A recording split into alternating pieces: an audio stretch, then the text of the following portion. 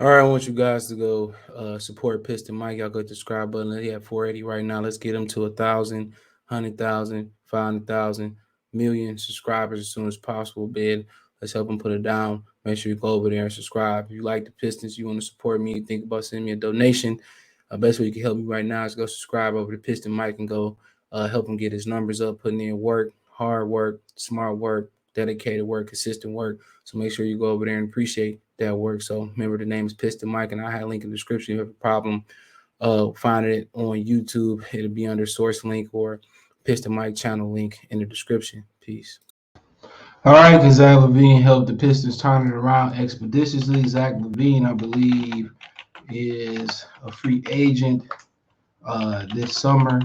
Let's talk about it. Thumbs up the video, share the video, subscribe to the channel. Next subscribe button is the bell icon button. Okay. I think Zach LaVine, coupled with a couple moves now. Different thing about Zach LaVine, he's unrestricted, by the way. And the thing about that is, it might work out for both teams, right? And I don't know how the Pistons can sell Zach LaVine coming here, but the natural fit for the Pistons is to draft Shad Holmgren or Jabari Smith from the guys, and I haven't seen everybody. That's just the natural fit. Not saying they're the best talent or they're not the best talent, right? But the Pistons have some money to play with, and also the Bulls were interested in Jeremy Grant, and Patrick Williams could play the three, the two, or the four, and Jeremy Grant could play the three, the four. He probably gives some minutes at two. And we know right now Jeremy Grant and Sadiq Bey is clashing. And one thing we do know is Zach LaVine is an adequate enough ball handler, and Cade Cunningham is becoming a really good and adequate enough ball handler that kind of give you a nice fit. He's 27, give you somebody that kind of been around the block a few times. I think he was a two-time All-Star already. Um, he giving you really good numbers. He can shoot the ball. So, I mean, you would love to have Jaden Ivey in the backcourt, but the natural fit may be drafting Shat Homegrown if you can, playing him at the four, leaving Bagley or whoever you play at the five. There's been rumors about Mitchell Robinson at the five, and at the three, Sadiq Bey, and then in the backcourt, Cade and Zach LaVine, which gives you really, really good height in the backcourt. Because believe like Zach LaVine is like what 6'5", so it gives you a big versatile backcourt. And like I said before, the way Cade is dishing it, and the way Sadiq Bey can dish it, and the way Zach LaVine can score and dish it, I think it makes a lot of sense. I think it makes a lot of sense, and you can sign and trade some things over there, right?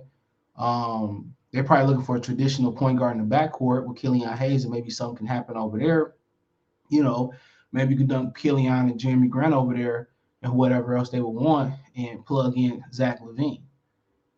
Everybody thought this year this was going to be the year for the Detroit Pistons to really break out. But one of the things I'm gonna talk about this, I might even do a live stream. I don't know. I'm still waiting to get my damn car fixed tomorrow. So, um, you know, but I might even do some. I gotta pick up the live streams, and I will next week, hopefully. Right?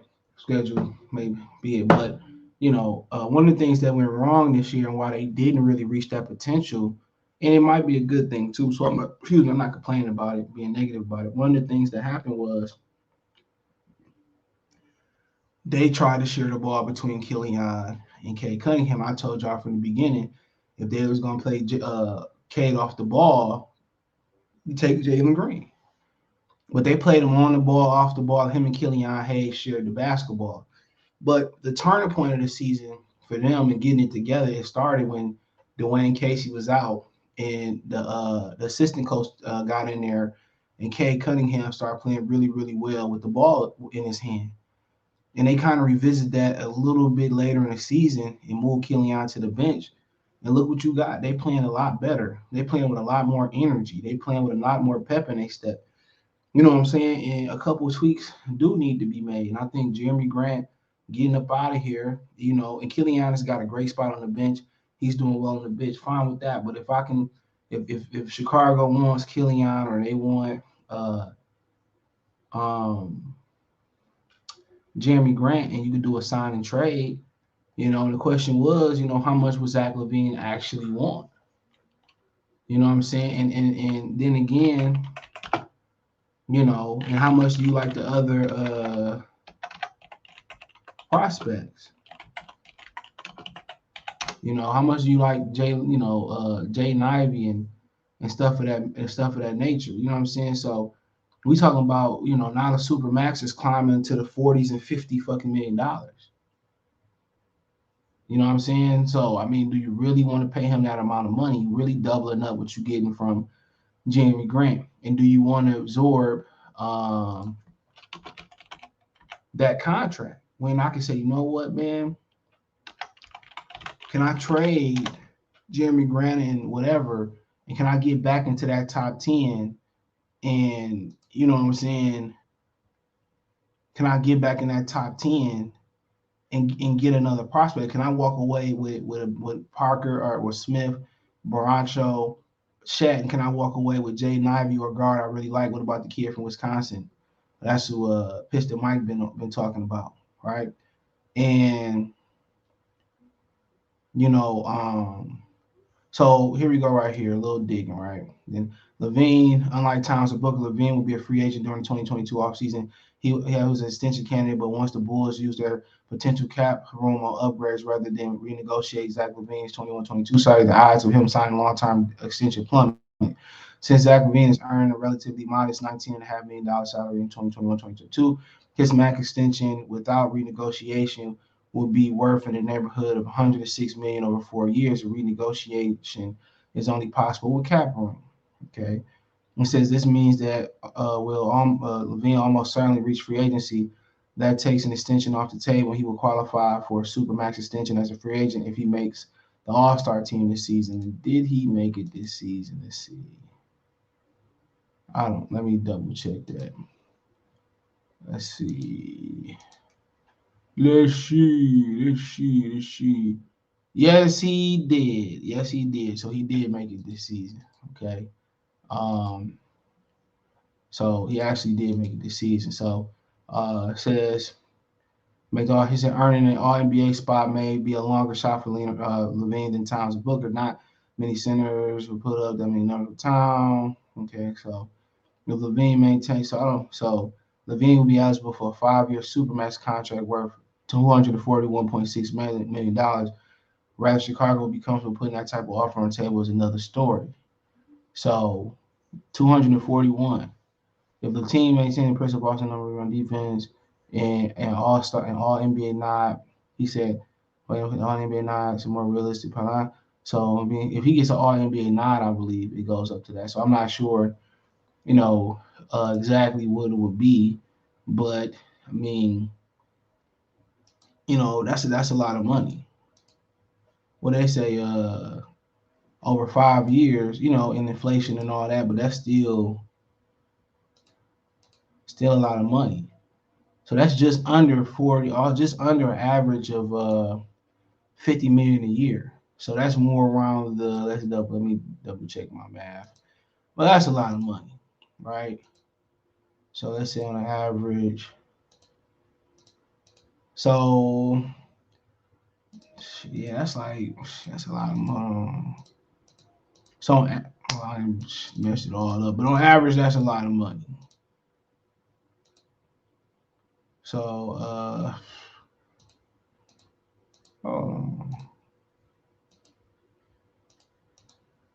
okay, I don't know what's going on here. 48.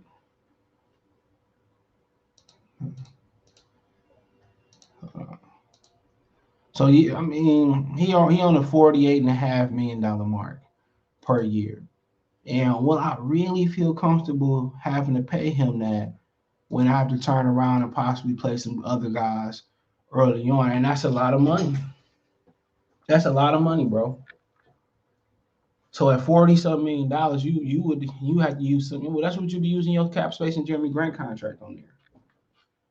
That's a lot. And at the end of the day, do you let them test the market and see what you offer? What somebody offering them amount of money? Maybe not. Maybe somebody be relatively, giving him 33 or 34 or $35 million. That's still a lot of money though. For 5 years, you know what I'm saying? And you got Bay that's gonna have to get paid. Kato's gonna have to get paid. You know what I'm saying? So that's a risk. Now without an All NBA nod, I don't know. I'm not sure. You know, that's for people like Jokic, and that's MVP money. But we know Bradley Beal could sign somewhere in the neighborhood of 50. You know, so yeah, he could be in the neighborhood of around 30. He could be in around the neighborhood around 30 if he is a regular. It look like 30. I'm comfortable paying him 30. They about to pay Jeremy Grant 30, but then again, you look at the count, and then you gotta look at the draft too. What if you really like Ivy, really believe in him? Or you like somebody else you really believe in him? Come on, what if you do? I mean, he's a really good talent, and that really can boost us. But will that boost us enough? Will that boost us enough? Or are we contending for the East within 2 or 3 years? And that's the question.